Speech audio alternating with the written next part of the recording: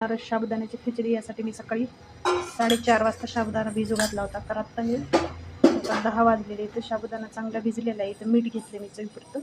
भिजलेल्या साबुदाण्यावर असं मीठ घालायचं आणि असं हाताने किंवा चम्मचने असा एकजीव करून घ्यायचा. सगळ्या शाबूला मीठ लागलं पाहिजे आपलं.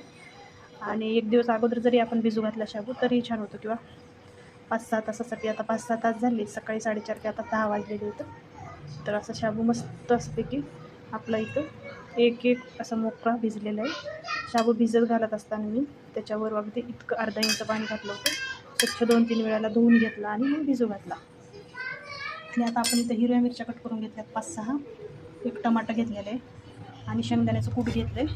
तुम्हाला पाहिजे तर तुम्ही टोमॅटो आपण जर उपवासाला नसेल करायचा असं, मी असं साधंच खाण्यासाठी करत आहे म्हणून मी इथं टमाटा घेतलेला आहे. आलू पण तुम्ही वापरू शकता, पण आज टमाट्यामध्ये करणारे खूप छान होतो. यामध्ये तेल घातले, थोडेसे जिरे घालायचे.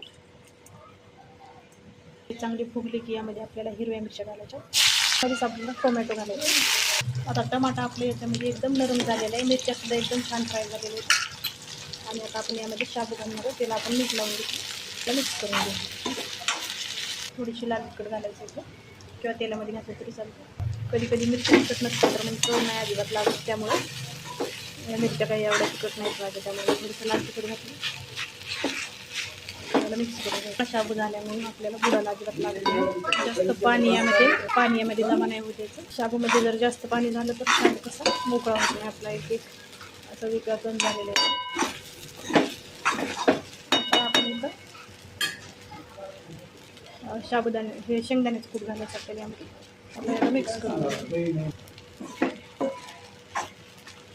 तर इथं आपली साबुदाण्याची खिचडी तयार झालेली आहे, एकदम छान मोकळी अशी.